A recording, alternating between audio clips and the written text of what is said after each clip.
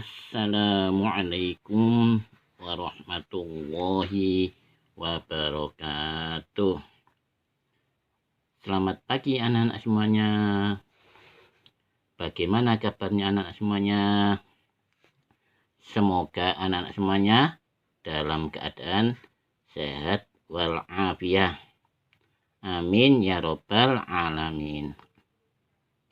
Anak-anak semuanya, pada pertemuan minggu yang lalu kalian sudah belajar Asmaul Husna Al-Azim. Masih ingat anak-anak? Tentunya masih ingat ya. Apa itu Al-Azim? Iya betul. Al-Azim artinya Allah yang Maha Agung. Nah anak semuanya, pada hari ini kita akan belajar tentang Asmaul Husna yang lain.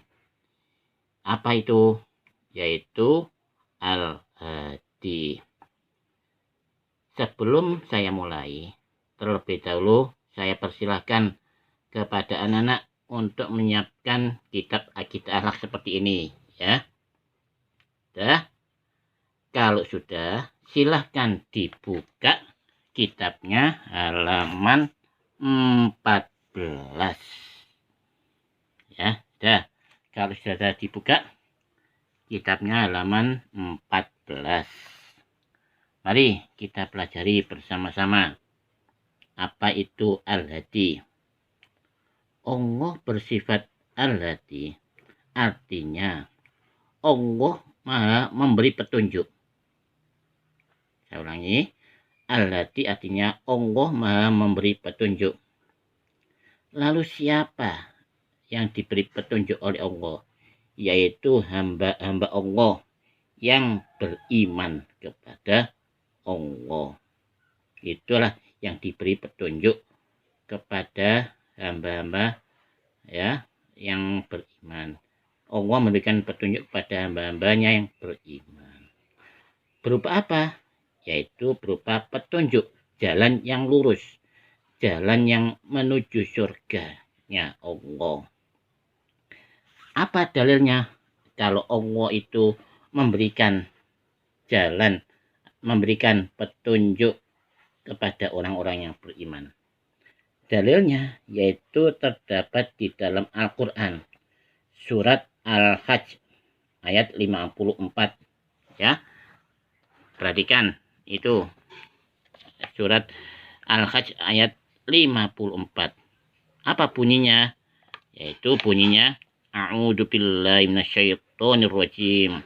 Bismillahirrahmanirrahim. Waliya'lamal ladzina utul ilma annahul haqqu mir rabbika wa yu'minu bihi fatukhbita lahu qulubuhum wa innallaha lahadil ladzina amanu ila siratim mustaqim. Apa artinya anak-anak? Perhatikan. Artinya, dan agar orang-orang yang telah diberi ilmu meyakini bahwasanya Al-Quran itulah yang hak dari Tuhanmu. Lalu mereka beriman dan tunduk hati kepadanya.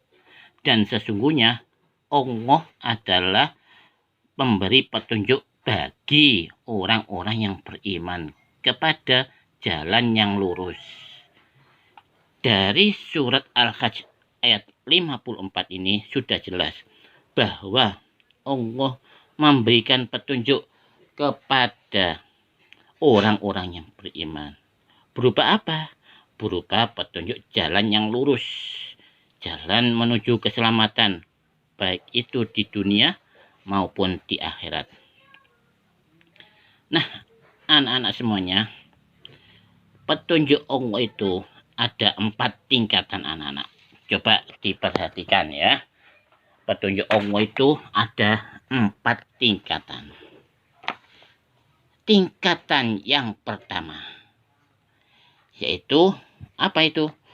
Berupa menangis dan tertawa. Apa itu, Pak? Menangis dan tertawa. Petunjuk yang pertama, tingkat yang pertama ini yaitu diberikan kepada bayi yang masih belum bisa apa-apa. Maksudnya belum bisa bicara, ya, dan lain sebagainya. Apa petunjuknya? Berupa apa? Berupa menangis dan tertawa. Kalau menangis, kemungkinan bayi itu lapar, haus, atau sakit. Orang tua biasanya kalau ada anak bayi yang menangis, mungkin dia lapar atau haus, langsung dikasih ASI, air susu ibu, ya. Itu sudah pasti.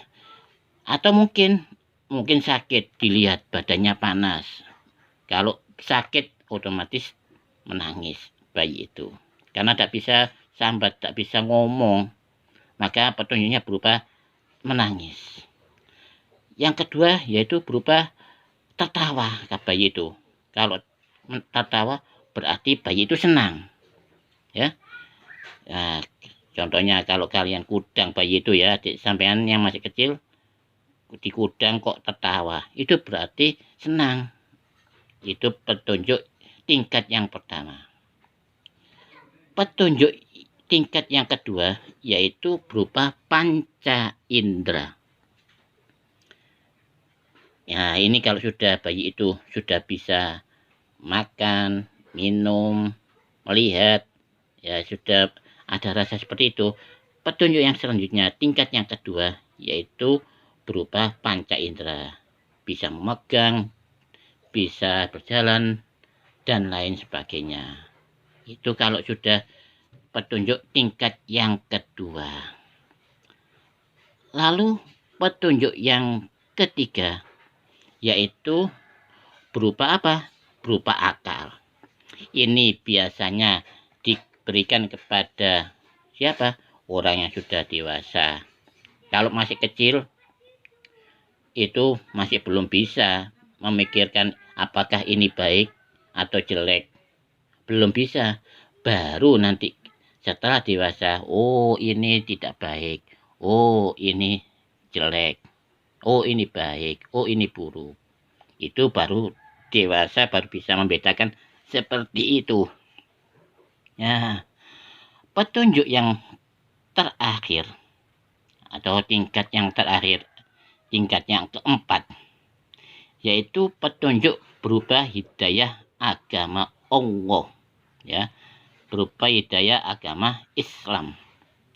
Allah memberikan hidayah agama kepada hambanya, kepada siapa yang dikehendaki. Nah, anak-anak semuanya, berkenaan dengan petunjuk berupa hidayah, itu bisa dibedakan. Hidayah itu bisa dibedakan menjadi dua macam. Saya ulangi, ya. Hidayah Allah itu bisa dibedakan menjadi dua macam. Yang pertama, dilihat kitabnya halaman 15. Yang pertama, hidayah yang diberikan kepada para nabi dan rasul agar mereka mengenalkan ajaran Allah Subhanahu wa ta'ala kepada umatnya. Itu hidayah yang diberikan oleh Allah kepada para nabi dan rasul. Hidayah yang kedua yaitu hidayah yang hanya bisa langsung diberikan oleh Allah kepada hambanya yang dikehendaki.